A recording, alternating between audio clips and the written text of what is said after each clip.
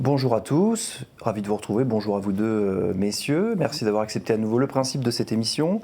Nous allons parler aujourd'hui ensemble d'un vieux slogan que vous connaissez bien tous les deux, qui a fait l'objet d'une excellente contribution de Jacques Sapir dans le dernier numéro de la revue de Front Populaire consacrée à la guerre. Ce vieux mythe de la construction européenne, c'est évidemment la formule « l'Europe, c'est la paix ».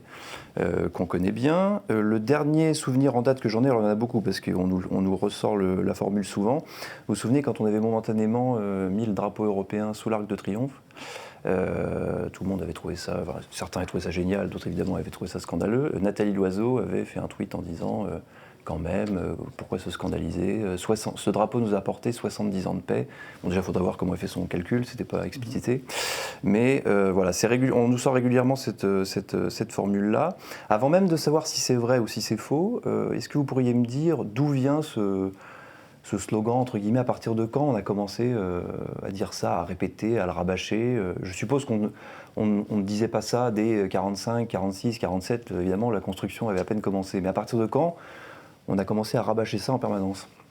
C'est plutôt le début des années 50, et ce n'est pas rabâché sous la forme d'un constat, mais c'est une forme de prescription. C'est de dire, il nous faut faire l'Europe, parce qu'à travers ça, nous allons construire la paix entre les nations européennes.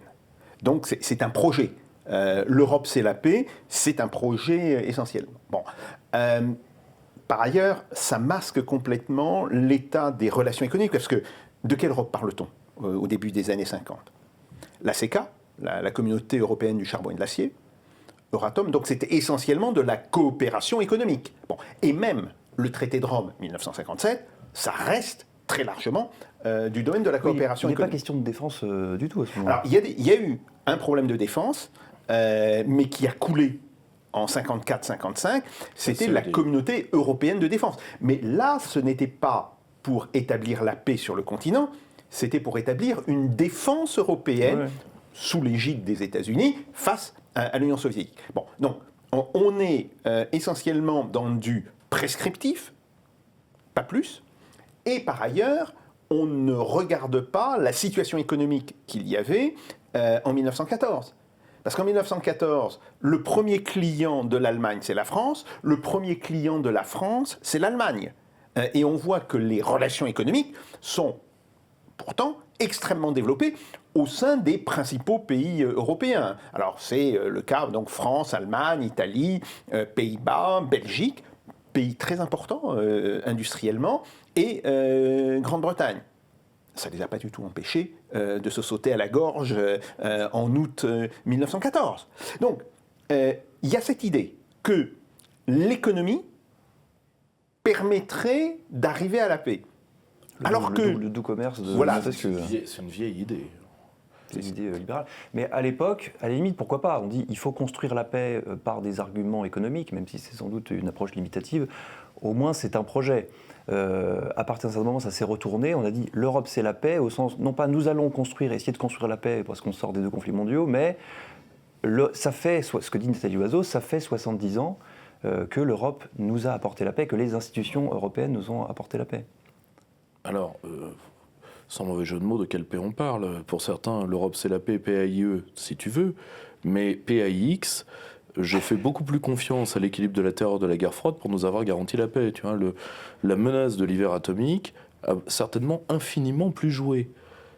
Et surtout, je pense qu'il faut un moment sortir comment dire, Paul Magnet, après 2005, dans son manuel sur les institutions européennes, alors que c'est un européiste radioactif, a été obligé d'en convenir.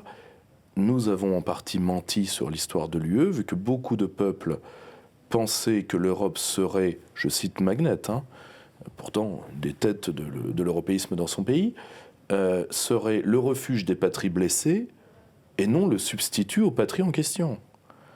Et malheureusement, toute cette phrase sur l'Europe, c'est la paix, qui liquide totalement toute réflexion sur la guerre froide, qui est quand même la réflexion qui aurait dû être menée parce que nous n'en sommes pas sortis, ça se voit dans les réflexes mentaux des différents acteurs, par manque de réflexion, par manque de recul et par manque d'actualisation de données et de connaissances, on est resté sur de la pensée slogan Alors que finalement, quand on voit la réalité du fait européen face aux guerres balkaniques, face à certaines guerres extérieures, moyen-orientales ou même africaines, je pense particulièrement au Rwanda, il y a pas, et aujourd'hui l'Ukraine, il n'y a vraiment pas de quoi pavoiser.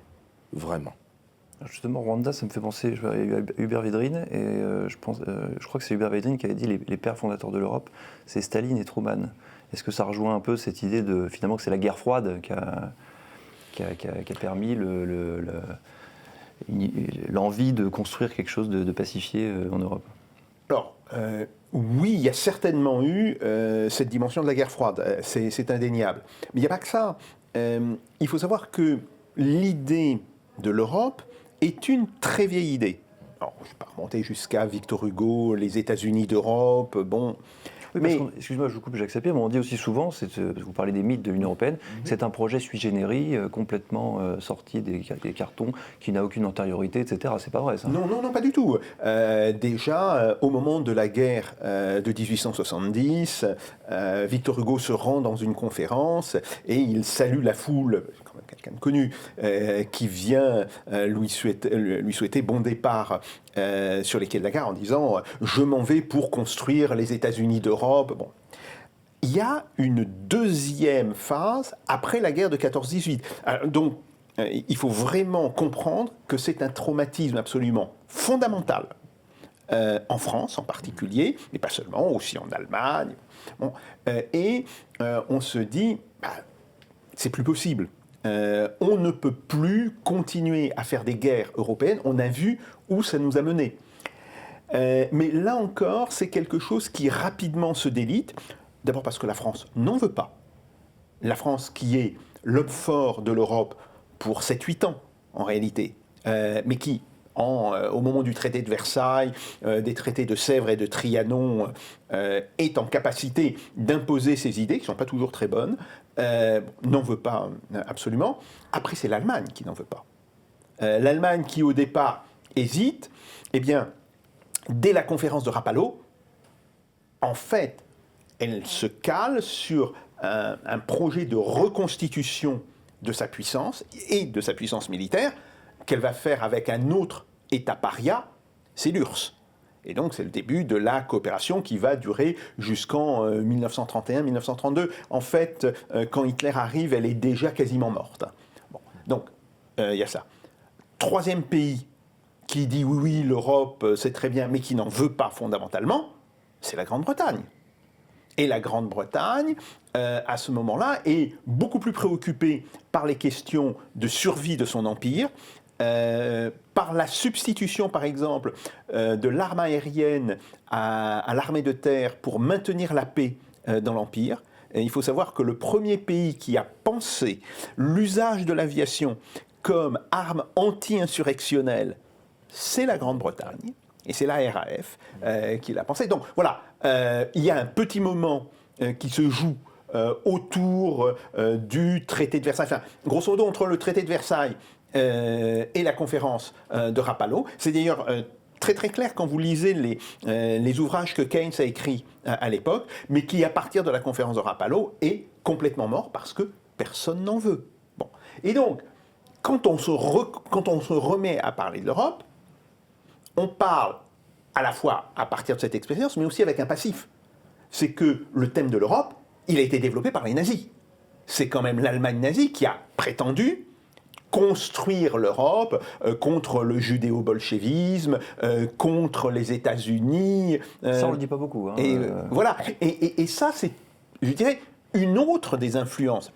Non plus, c'est pas la seule. Donc on voit bien que la question de la guerre froide, bien sûr, elle est importante, mais elle vient se greffer sur toute une histoire de l'idée européenne, une histoire qui peut avoir des côtés intéressants. Par exemple, oui, même si on considère que c'est très idéaliste, mais la position de Victor Hugo, d'ailleurs c'est intéressant, c'est les États-Unis d'Europe, hein, bon, parce qu'il sent qu'il va falloir s'opposer aux États-Unis, il faut construire quelque chose d'important. Bon, comme ça a des aspects assez noirs, c'est l'idée de l'Europe nazie, qui a été avancée d'ailleurs par l'Allemagne nazie, mais essentiellement par la SS.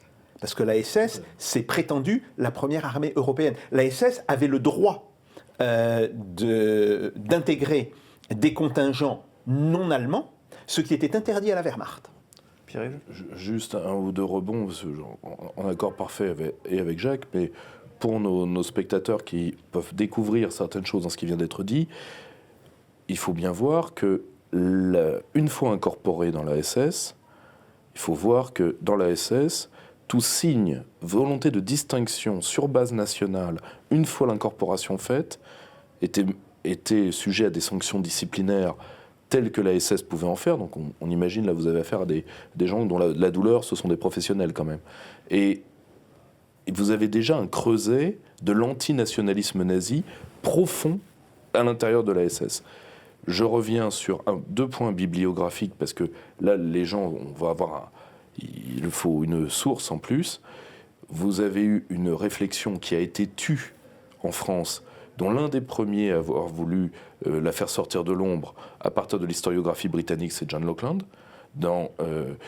C'était Les sources impures, ça a été plus ou moins, mais le titre français un peu plus ronflant, c'était chez François-Xavier de Guibert. C'est arrivé à la Somme au bout de 30 ans, à la Somme de Georges-Henri Soutou, il y a un an et demi, 2 ans, Europa qui clôt ce débat, parce que pendant longtemps on nous a dit que ça n'existait pas, etc. Mais alors que le monde académique beaucoup plus libre sur cette question qu'est le monde académique anglo-saxon avait déjà balayé très largement ce fait. Or, premier point. Deuxième point, sur là où il y a un problème vis-à-vis de la guerre froide, c'est qu'elle fait se télescoper deux histoires en fait. L'histoire de l'idée européenne, qui avait été magnifiquement critiquée par un universitaire allemand qui avait été traduit en France, qui a publié un ouvrage gigantesque qui s'appelle Critique historique de l'idée européenne. Et il fait, depuis l'époque médiévale, tous les textes qui parlent d'organisation du continent. Et en réalité, vous voyez bien qu'en réalité, c'est souvent une dilatation de la puissance du pays, de l'écrivain. Le cas typique, même Victor Hugo. Victor Hugo, les États-Unis d'Europe, oui, mais il l'écrit, dont le siège est à Paris. Vous voyez, on n'est pas dans l'Europe substitution. Là où il va avoir quelque chose qui date des années 20, c'est qu'à un moment, l'Amérique, elle, qui, il faut être très clair, dans ses buts de puissance, et ce n'est pas une condamnation morale de le dire, veut remettre à leur place, du point de vue américain, un certain nombre de puissances européennes. Elle l'a déjà fait avec l'Espagne. Elle l'a déjà fait en partie avec la Grande-Bretagne, travail qu'elle entend terminer. On oublie que encore dans les années 20 et jusqu'en 1927, il y a des plans de débarquement de la marine américaine sur sol britannique. Alors, c'est une affection très contrariée entre l'ancienne métropole et l'ancienne colonie. La France en partie et l'Allemagne à titre industriel. Or, pour cela, les Américains vont utiliser l'idée européenne dès la SDN, c'est d'ailleurs le début de la carrière de Jean Monnet, et ensuite ils vont, puisque la SDN c'est bien, à une condition que ça fonctionne comme ce vieux stratagème de la stratégie chinoise qu'on appelle la stratégie des chaînes. C'est-à-dire tu as plusieurs adversaires et celle de les lier ensemble pour les désorganiser. Et cette volonté de désorganisation stratégique, l'Amérique va beaucoup plus la pousser dans le second conflit mondial parce qu'elle se rend compte qu'elle doit être ce que De Gaulle appellera le fédérateur extérieur. Elle l'a été en grande partie sur un traumatisme bien réel des populations. Mais ce traumatisme, ce n'était pas l'Europe substitution. En réalité, et là je reprendrai une thèse de quelqu'un que j'aime beaucoup, et je sais que Jacques aussi, qui est Bernard Bourdin, je pense qu'en réalité, l'Europe, la vraie, celle qui succède à la chrétienté, c'est l'émulation de royaumes combattants à puissance à peu près égale. Ça va donner, je pense, le symbole de ce qu'est la civilisation européenne, qu'est le Westphalie. Quand on est sorti de ça, quand on a voulu faire, je reprends une expression gaulienne, une omelette avec des œufs durs, on est sorti de l'Europe. On est sorti de ce qu'était l'Europe culturellement. Et on est entré dans quelque chose d'autre qui nous a mené à l'échec, parce qu'il faut reconnaître que c'est un échec, de ce qui est aujourd'hui. En tout cas, c'est la vision que j'en ai. Les pères de l'Europe, parce que puisqu'on est dans les mythes de la construction européenne, je crois que vous en parliez dans la préface à la grande dissimulation. La grande dissimulation, c'est ça le titre, Jacques Sapir. Les pères de l'Europe, ils sont pacifistes globalement. Ils viennent d'où Effectivement, ça dépend vraiment lesquels. Alors, je dirais que globalement, il y a la compréhension, une nouvelle guerre sur le territoire de l'Europe serait quasi certainement la fin de l'Europe, mais en tant qu'être humain, que capacité économique. Donc, il faut chercher à l'éviter de manière extrêmement importante. Bon, ça c'est clair. Après, il y a à la fois des gens qui cherchent à penser une forme de coopération pacifique et des gens qui se disent l'important c'est surtout de faire bloc au bloc soviétique. Et donc, on n'est pas réellement dans le pacifisme. Parce que, je signale, les États-Unis, on parle beaucoup du plan Marshall, important. On parle un peu moins de ce qui a précédé le plan Marshall, qui était en fait plus important que le plan Marshall, c'est le plan d'aide intérimaire. Le Provisional Aid Plan, où les États-Unis ont vendu le matériel qu'ils avaient amené pendant la Seconde Guerre mondiale en Europe, $1 pièce, grosso modo. C'est-à-dire qu'ils vendaient des locomotives à l'État français, $1 pièce. Ils vendaient des camions GMC, $1 pièce. Et après, alors les locomotives, l'État les garde pour la SNCF, mais les GMC sont revendus à des acteurs privés. Alors évidemment, à des prix très faibles, mais malgré tout, ça fait une ressource fiscale. Et c'est extrêmement important pour le rétablissement des finances publiques en 48, 49, 50, donc avant que le plan Marshall réellement donne ses idées. Bon, donc il y a ça, très bien, mais il y a aussi le développement des industries militaires européennes, qui a été en partie subventionné par les États-Unis. Chose que peu de gens savent.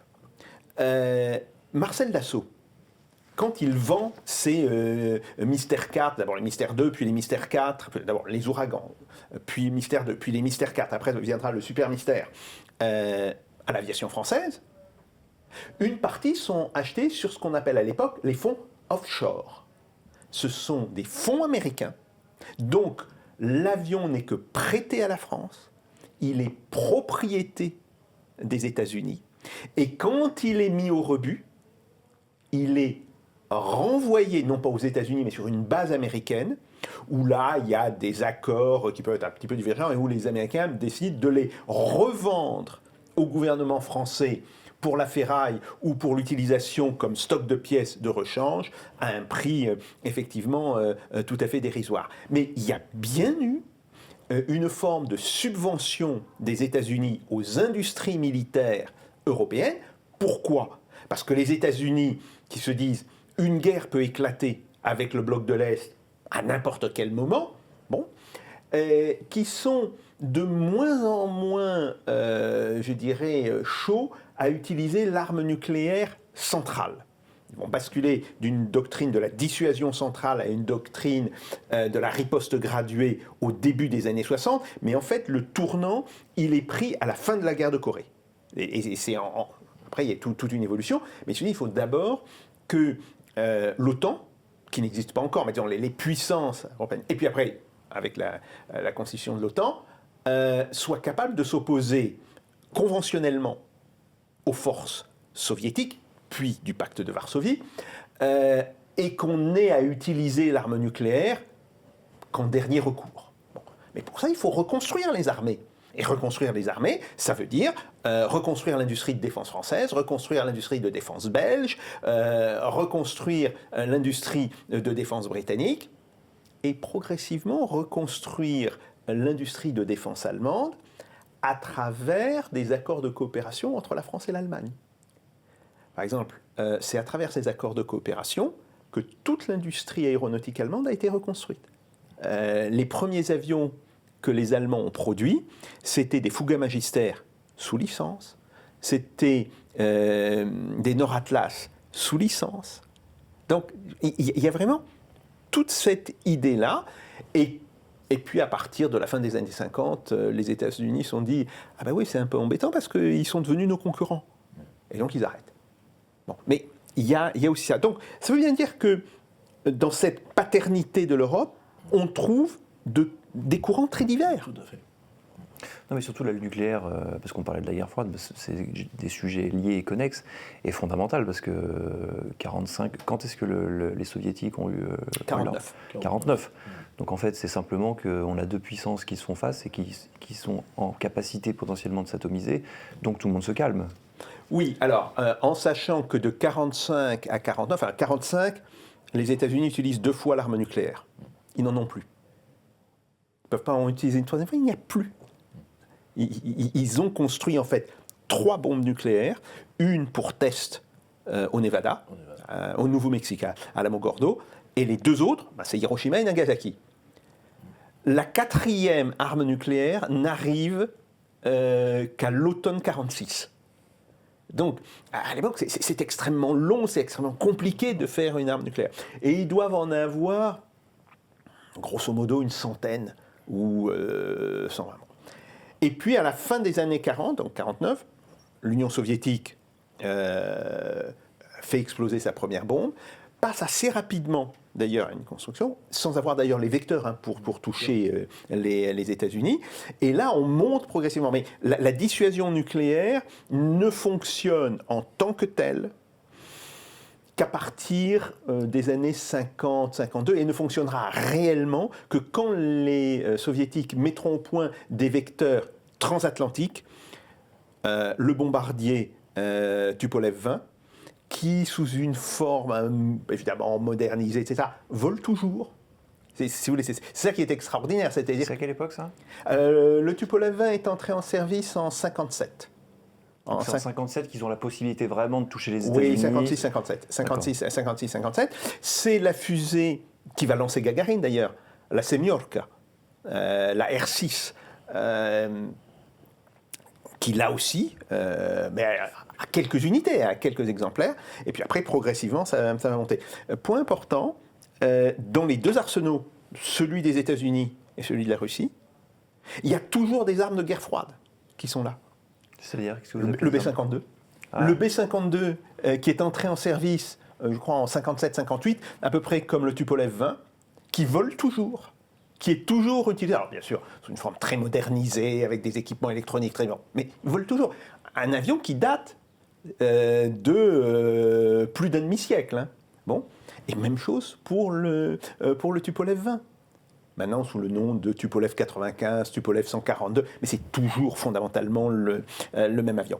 Donc, ça veut bien dire que la dissuasion centrale, elle fonctionne à partir du milieu des années 50, de la fin des années 50, et à partir de là, effectivement, on pense à la fois comment faire vivre la guerre sans aboutir à cela, et comment peut-on tourner, ou contourner plus précisément, la dissuasion nucléaire. Mais ça, c'est fondamentalement ce qui établit la paix en Europe. Okay. Et avec la politique de retrait, ou non pas de retrait, mais disons, de riposte graduée, qui peut vouloir dire, ben voilà, on va utiliser nos armes nucléaires en Europe, mais on ne les utilisera pas sur l'Union soviétique, pour que l'Union soviétique ne les utilise pas sur les États-Unis. Ben, De Gaulle se dit, et pas que De Gaulle, parce que il faut savoir que Guy Mollet, en fait, est celui qui a lancé le programme nucléaire. Après Guy Mollet, Mendès France aussi a lancé le programme nucléaire. Donc, De Gaulle, il est important, mais il n'est pas le créateur de l'arme nucléaire française. Et De Gaulle pense à l'arme de dissuasion française pour une raison très simple. Il dit, voilà, nous n'avons pas intérêt à ce que l'Europe devienne un champ de bataille nucléaire. C'est la fin de l'Europe.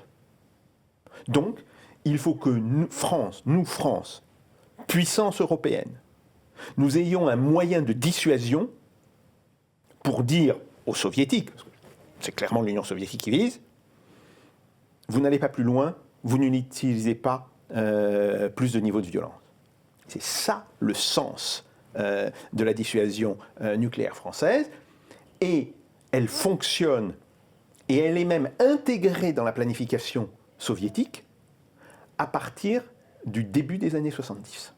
Et c'est là où on voit que l'idée de Gaulle a fonctionné. Les soviétiques disent, plus question de faire une guerre nucléaire en Europe. C'est très exactement ce que De Gaulle a voulu. Bon, pour l'instant, on parle. des États-Unis, de l'URSS, de la France, de l'arme nucléaire britannique aussi, on pourra en parler, sauf qu'elle est très très très dépendante des États-Unis. Oui, vous avez dit ça à une époque. On ne parle pas du tout de l'Europe. C'est une digression du coup, mais effectivement, la Grande-Bretagne est une puissance nuclère dont les vecteurs sont sous contrôle plus ou moins américain. Attention, il y a, comme Jacques l'a brillamment expliqué, c'est un tout, l'arme nucléaire. Il y a l'arme, il y a ces 3 vecteurs, les fusées et missiles, les bombardiers capables de la porter, les sous-marins capables de porter, ou navires, mais surtout les sous-marins capables de porter les missiles. Donc, en réalité, il faut bien comprendre que l'arme atomique, comme aujourd'hui l'hypersonique ou la numérisation du théâtre d'opération, forment des clubs de souveraineté renforcée. Est-ce que vous entrez dans le club? Est-ce que vous n'entrez pas dans le club? C'est le type de puissance que vous allez être. Pour le général de Gaulle, pour les gaullistes qui travaillent dans le programme nucléaire, même avant son retour, il est évident que la doctrine de représailles massives américaine, et pas que pour eux, pour des universitaires américains, Henry Kissinger se fait remarquer parce qu'il est le premier à dire la doctrine de représailles massives, c'est du flan. Nous n'atomiserons pas la dernière ville du Kansas pour sauver Amsterdam, Berlin ou Paris, ce qui est une logique. Malheureusement, une partie de dirigeants européens ont cru que les Américains les protégeraient contre la vie humaine américaine, ce qui est quand même un degré d'auto-persuasion et de naïveté absolument remarquable. Or, le général de Gaulle, mais également une partie de la vie politique, on parlait de Guy Mollet tout à l'heure, de la 4ème République n'y croit pas, fort heureusement, et ils analysent assez vite le cas anglais. Le cas anglais, nous savons que la clé atomique britannique est dépendante. Nous avons, c'est un débat même au sein de l'armée française, sur son degré de dépendance. C'est-à-dire, la Grande-Bretagne maîtrise-t-elle la bombe elle-même? A priori, non. La Grande-Bretagne maîtrise-t-elle ses vecteurs? Beaucoup de spécialistes de l'armement ont fait savoir que, de leur avis, la Grande-Bretagne ne pouvait pas modifier ses vecteurs comme elle l'entendait et devait avoir une aide technique américaine pour le faire, non pas par incapacité, loin de là, mais parce que, pour l'Amérique, le fait d'avoir une double clé sur la puissance britannique est un but de puissance parce qu'il y a, au-delà de l'axe atlantique sur lequel beaucoup de dirigeants anglais se sont un peu illusionnés, il y a une volonté permanente dans les buts de guerre américains d'avoir une main sur la Grande-Bretagne. C'est beaucoup plus d'ailleurs d'un certain côté que sur l'Allemagne. L'Allemagne, au contraire, les Américains vont essayer, dans l'entre-deux-guerres, mais également dans l'après-seconde guerre mondiale, de protéger une part des bases de la puissance allemande. Avec la Grande-Bretagne, il y a, quoi qu'on en pense, et ça se voit aujourd'hui dans les rapports d'une partie de l'administration Biden, particulièrement du temps de Boris Johnson, mais toujours aujourd'hui, il y a une méfiance américano-britannique, à géométrie variable selon les administrations, mais la Grande-Bretagne, c'est un débat, mais beaucoup de spécialistes de militaires ne voient pas la Grande-Bretagne comme une puissance complète au niveau de sa dissuasion nucléaire. Ils ne sont pas autonomes. Non. Alors, j'ajoute une dernière chose. Il y a une autre dimension dans la puissance nucléaire. C'est le système de commandement, de contrôle et de surveillance. C'est en fait essentiel pour que la puissance nucléaire d'un pays soit réellement fonctionnelle. Il y a des pays qui l'ont. La France a fait de gros investissements. Elle a un système qui permet la transmission, par exemple, des ordres de tir, même après la destruction de Paris, de différentes villes. Elle a aussi des capacités de détection satellitaire, mais pas que.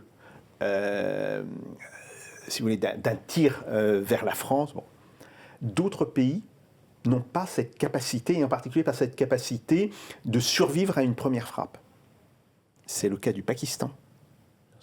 Et c'est en partie le cas de l'Inde. Et c'est là où on est face à des puissances nucléaires instables. Et donc il faut bien faire la distinction entre la puissance nucléaire stable. La puissance nucléaire stable, c'est celle qui peut survivre à une première frappe et punir son agresseur.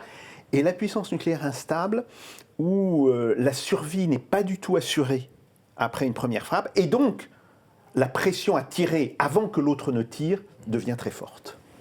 C'est la logique du tous azimuts. Si vous nous frappez, nous riposterons et nous détruirons tout, parce que nous survivrons à votre première attaque.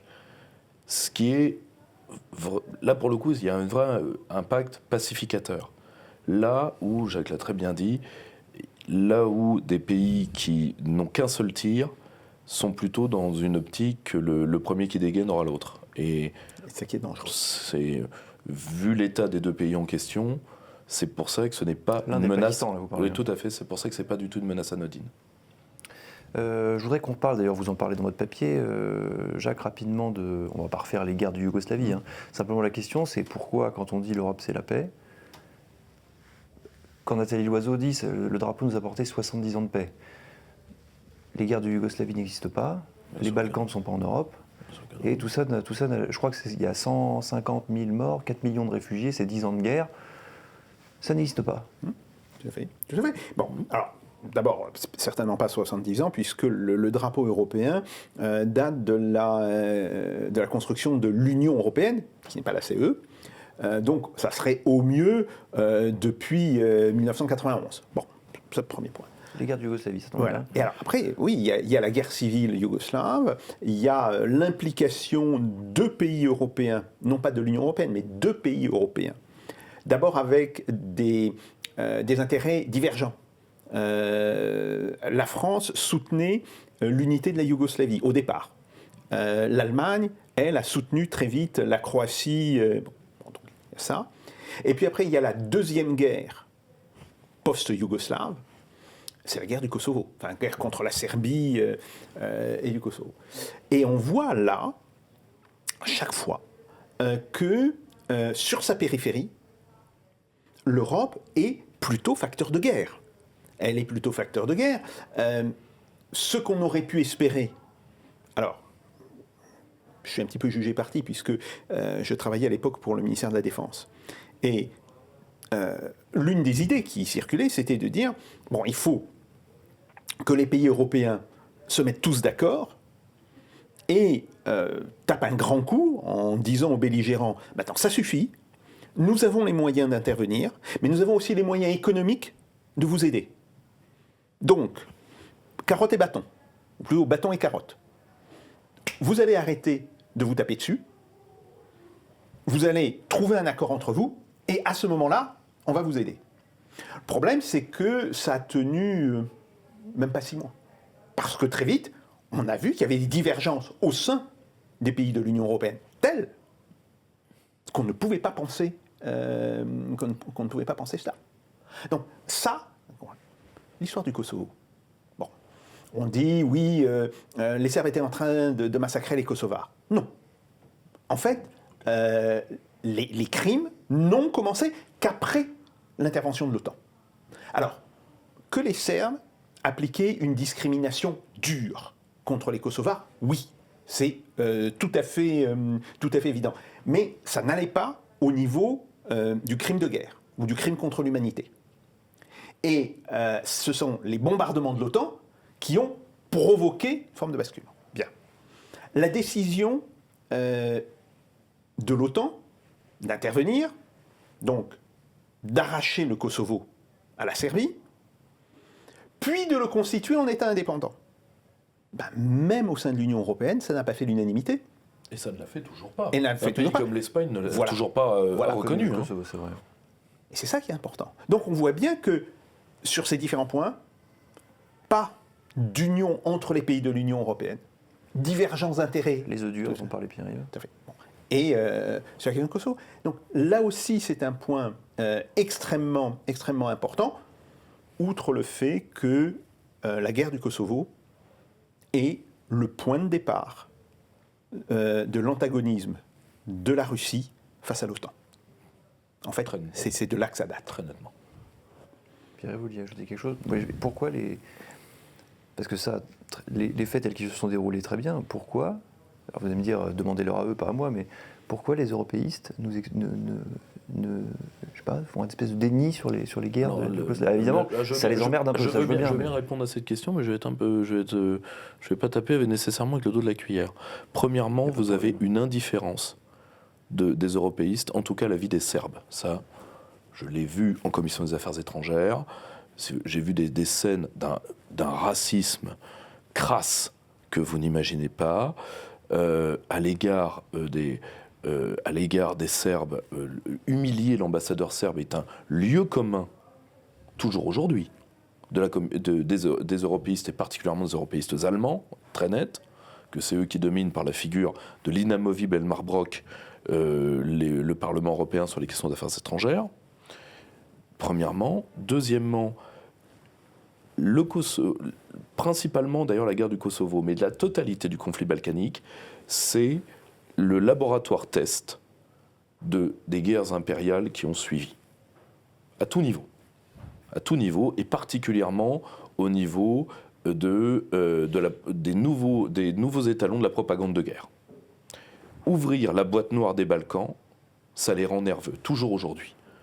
D'ailleurs, les travaux de balkanologues de métier, vous en avez eu plein, les trous de père et fils, vous en aviez plein tout autour de ce qui était dans le temps les éditions de l'Âge d'Homme. Le travail des avocats, je rappelle qu'aujourd'hui, bien malin dans les institutions européennes, ceux qui suivent les rendus du tribunal pénal international sur l'ex-Yougoslavie, parce que les décisions ne vont pas tout à fait dans le sens qu'on pense. Il y a de grands juristes qui ont travaillé. Je pense particulièrement à un ouvrage qui était l'apartheid judiciaire entre le général gallois et Jacques Vergès. Donc, si vous voulez, la boîte noire des Balkans ne jamais y toucher. Parce que, premièrement, vous comprenez ce qui s'est passé pendant. Et là, pour le coup, l'histoire officielle, qui d'ailleurs a été détricotée par énormément de spécialistes, l'histoire pieuse s'effondre assez vite. Mais surtout, il y a eu beaucoup de propagande sur cette guerre. Vous n'imaginez même pas. En termes d'information. L'affaire des serial killers serbes, des serial nickers serbes, pardonnez-moi, c'était plusieurs soldats serbes auraient eu un nombre de viols colossal sur le dos. C'était techniquement impossible. Et évidemment, le TPI a fait litière de tout ça. Et vous comprenez ce qui s'est passé pendant, mais surtout, vous comprenez ce qui s'est passé après. Et comment l'entité kosovarde, qui aujourd'hui est quand même à tous les traits d'un narco-État sur bien des points, qui, au prorata de sa population, est un des premiers pays européens à avoir fourni les contingents du djihad international, là, d'un seul coup, vous posez des questions que personne ne veut poser. Donc, les Balkans, pas de son, pas d'image. J'insiste sur une autre chose. Il y a eu effectivement énormément de propagande sur la question du Kosovo. Cette propagande s'est appuyée sur des faits réels sur la Bosnie-Herzégovine, sur Sarajevo. Parce que là, effectivement, et ce n'est pas le gouvernement serbe, ce sont les milices serbes locales, ont commis des meurtres de masse. Ça a mis un certain temps à percoler. On a en particulier au niveau des ministères des armées des différents pays de l'Union, il y a des documents tout à fait étonnants. Tout simplement, à un moment donné, il y a un convoi qui réussit à échapper à l'un des grands massacres qui seront commis par les Serbes de Bosnie, donc avec des femmes, des enfants à bord, et c'est une unité espagnole. Alors c'est quoi ? C'est une douzaine d'hommes, enfin même peut-être un peu plus 15. Il y a un véhicule blindé de transport de troupes, une jeep, et puis il y a les camions avec les malheureux, et ils cherchent à les ramener en zone contrôlée par la force d'interposition pour les sauver par rapport à ce que font les ministères. J'ai vu la vidéo. Ils sont arrêtés par un barrage des Serbes de Bosnie qui disent « vous pouvez passer, les civils ne peuvent pas passer ». L'officier espagnol, doit être un lieutenant, dit « non, on passe tous ou personne ». Le ton commence à monter, et à un moment donné, on voit l'officier espagnol descendre de sa jeep, avance vers les Serbes qui ont leurs armes pointées sur eux, ouvre son gilet par balle et leur dit nous passons tous ou personne. Et là, les Serbes calment. Sur les ministres serbes, ils calment et ils acceptent. Mais il y a comme ça plusieurs incidents. Bon. Donc voilà. Mais c'est parce que ça a existé que c'est construit toute la propagande sur le Kosovo. Et c'est d'ailleurs ce qui la rend d'autant plus dangereuse, c'est qu'ils pouvaient dire « Ah oui, mais ça se passe comme ça au Kosovo. D'ailleurs, regardez comment ça s'est passé à Sarajevo et en Bosnie. » Et là, effectivement... donc là, il y a une forme de propagande extraordinairement perverse qui s'est construite. J'aimerais juste qu'on finisse l'émission sur un point que vous abordez déjà, qui pour le coup est assez peu abordé, c'est la propension polémogène des institutions européennes en elles-mêmes. En tant qu'elles sont fondées sur un principe de concurrence des pays entre eux, etc., où en fait on se fait la guerre économiquement, on a humilié la Grèce, on s'en souvient très bien, il y a eu des problèmes diplomatiques à un moment très sérieux il y a quelques années entre l'Allemagne et l'Italie, il y avait des couvertures de journaux assez douteuse, voilà, je me souviens, on en avait parlé, 30. Pierre-Yves, voilà. Est-ce que vous pourriez revenir un peu sur ces institutions polémogènes? Peut-être Pierre-Yves déjà sur le rôle de l'Allemagne, évidemment. Polémogène à 3 niveaux. Premièrement, polémogène comme tout impérialisme par l'impérialisme allemand. Ça, si vous voulez, le coup l'Europe c'est la paix, moi je suis allé voir, pourtant des années après, les restes de ce qu'ils ont fait en Grèce. Je peux dire que, à titre personnel, je n'oublierai pas ce que j'ai vu. Notre camarade Olivier Delorme pourrait tenir des heures sur la violence économique encore actuelle en Grèce.